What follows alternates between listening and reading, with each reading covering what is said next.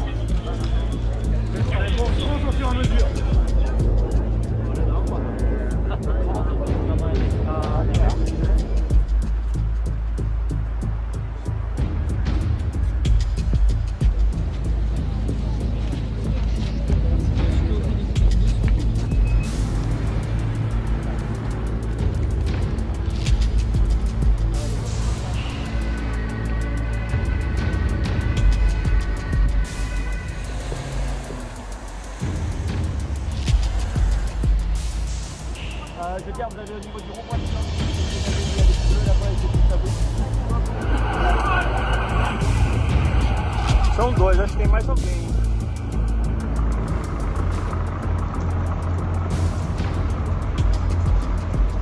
Je veux dire, vous allez au niveau du rond-point des Champs-Élysées, vous avez les bleus là-bas et tout ça.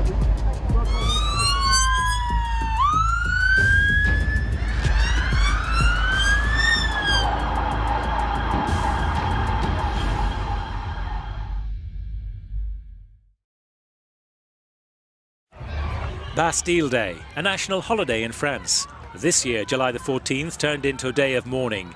86 people lost their lives as a truck ploughed headlong through the crowd. 5 months later, and the parallels have been drawn with the horrors in Berlin. It was the latest in a string of attacks in Germany. But until Monday evening, German police had been spared dealing with multiple deaths.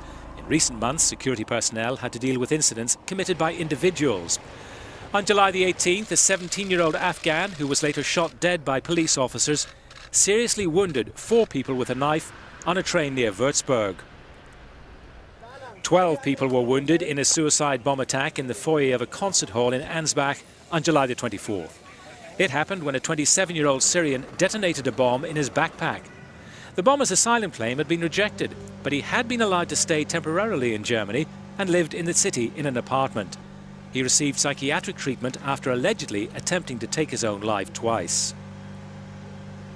In another incident, police foiled an apparent attack planned by a 22-year-old Syrian. Investigators believe an airport was the target. The suspect was arrested on October the 10th after 2 days of searches by security personnel who had seized explosives. The police found bomb-making material which was similar to that used in the attacks in Paris and Brussels in the suspect's apartment in the eastern German city of Chemnitz. The police action came after a tip-off from Germany's domestic intelligence service. 2 days after his arrest in Leipzig, the alleged terrorist committed suicide while being detained in prison. Last week, the German police revealed details of 2 planned attacks by a 12-year-old boy of German-Iraqi background. He had tried to set off explosives in his hometown of Ludwigshafen. He had reportedly been radicalized by an agent of the so-called Islamic State. His targets, the town hall and a local Christmas market.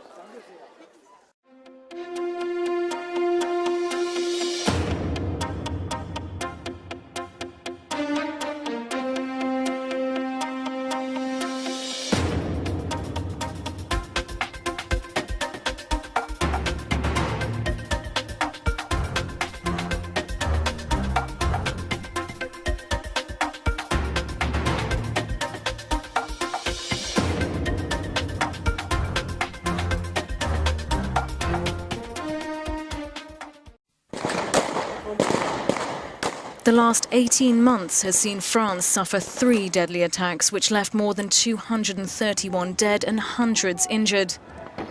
Jihadist groups claimed responsibility. France is said to be at war with jihadists since the November 2015 attacks in Paris. As many as 600 French nationals rallied to the call of the self-styled Islamic State in Iraq and Syria. France is the second largest contributor to airstrikes for the international coalition led by the United States against the militant group in Iraq and Syria.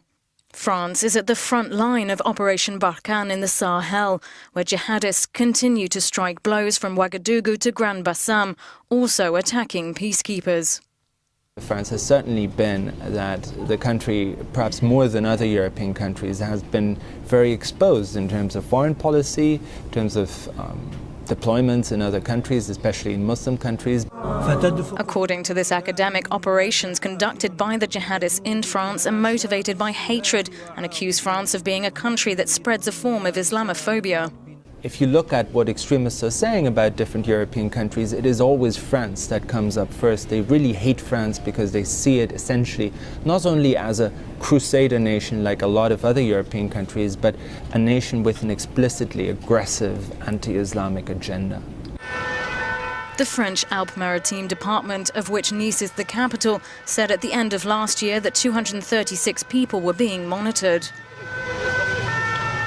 The Alpes-Maritimes is one of the departments that contributes the highest number of jihadists in France. And the reason is simple. The south of France, like Paris and Lyon, were territories where the FIS and GIA of Algeria implanted secondary bases in the 1990s. The investigation has shed light on the premeditated nature of the attack, according to the Paris prosecutor. Carefully planned and classified as a new sort of attack, it shows the extreme difficulty facing counter-terrorism forces when the perpetrator is neither heavily armed nor has he received training from jihadist groups.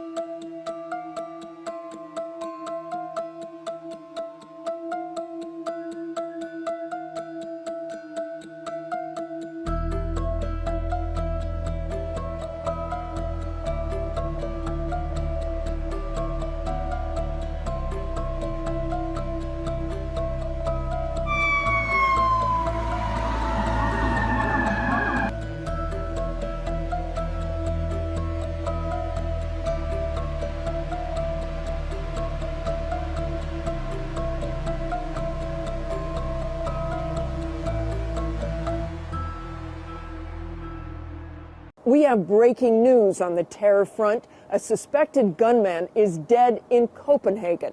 Police say the man is the prime suspect behind 2 attacks that left 2 people dead and 5 police officers wounded. Chief Foreign Correspondent Terry Moran is in Copenhagen with the very latest. Good morning, Terry. Good morning, Martha. Today it is Copenhagen's turn to reckon with the aftermath of terror. We are here at the site of the first of the attacks yesterday afternoon. Right back there, you can see the bullet-riddled glass, the cafe where this began. Danish security had been on high alert, but this attack came without warning. Its apparent targets, however, were grimly familiar: a cartoonist and a synagogue. For hours, this city was gripped by terror. It began here at around 4 o'clock Saturday afternoon at this Copenhagen cafe, the first target. A gunman opening fire, firing 40 rounds. Police on the scene firing back.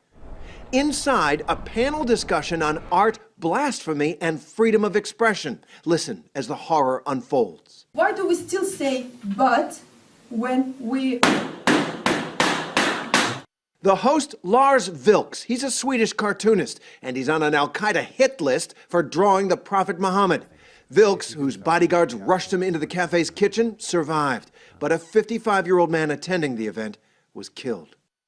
I'm not sure how many shots, but I'd say about 20 or 30 shots. And people panicked, of course, ran to the doors. Other people were hiding behind the tables they had turned over. Police launched a nationwide manhunt, releasing this image of a suspect who fled in a stolen car. And then, just after midnight, another shooting spree. This one downtown near a synagogue. 3 people shot, 1 person killed, 2 police officers wounded, and the gunman fleeing on foot. A few hours later, a shootout not far away. Danish police apparently lying in wait for a suspect, and when he arrived, killing him in an exchange of gunfire. Authorities say they believe he was the gunman in both of the early shootings seen on this security video from last night, described as, quote, Arabic-looking, 25 to 30 years old, armed with a machine gun. All of this comes 5 weeks after jihadists struck the offices of the satirical magazine Charlie Hebdo in Paris, killing 12 people there. Revenge, they said, for publishing cartoons of the Prophet Muhammad. There is now increased security here in Copenhagen, police blanketing the capital, and the investigation continues. A search executed at an apartment in the city, and police pointedly are not ruling out the possibility that this gunman may have had accomplices. Martha? Thanks, Terry. Let's bring in ABC News contributor John Cohen, former counterterrorism coordinator for the Department of Homeland Security. John, this looks like a copycat killing. I know it's early in the story and it's developing, but is that what it looks like to you? Well, morning, Martha. The investigation will tell us what the motive was behind this attack. But I think what this attack does tell us for sure is that we have entered a period of new normal. The threat facing communities across Europe, the United States, Canada, is a threat posed by individuals who are inspired by ISIS or al-Qaeda. They have been recruited by ISIS or al-Qaeda, and they're looking to target soft targets. I think what's also disturbing is that these targets have included law enforcement officers, military, the media, and even the Jewish community in attacks such as Toulouse, Brussels, Paris. We have seen military, police, and the Jewish community targeted in each of those cities. So what do we do about protecting these soft targets? Obviously, you can't protect everything. What do authorities do? Well, first, we need to understand that local law enforcement plays a critical role, and local law enforcement needs to work more closely with local communities. And what I mean by that is local law enforcement in Europe and the United States need to clearly understand the threat facing the communities that they police. Secondly, they have to work with those communities, whether it be the media, whether it be Jewish facilities, whether it be other commercial entities, to establish security around those locations.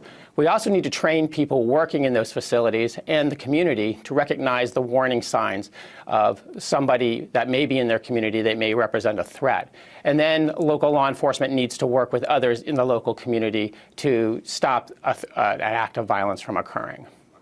And you mentioned the Jewish facilities. Israeli Prime Minister Netanyahu said today that he is calling for a massive immigration of European Jews to Israel because of what he called extremist Islamic terror.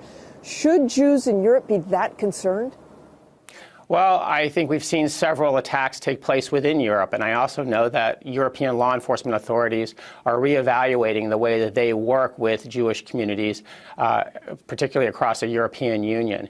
There's been a lot of discussions underway since Paris, and I suspect there will be a lot more conversations in the near future. But what this attack does tell us very clearly is police, particularly police in Europe, need to rethink their relationship with the Jewish communities in those cities. It would be a shame if a community of faith had to leave their home because they did not feel safe in the community they may have lived in for generations. Indeed it would. So thank you.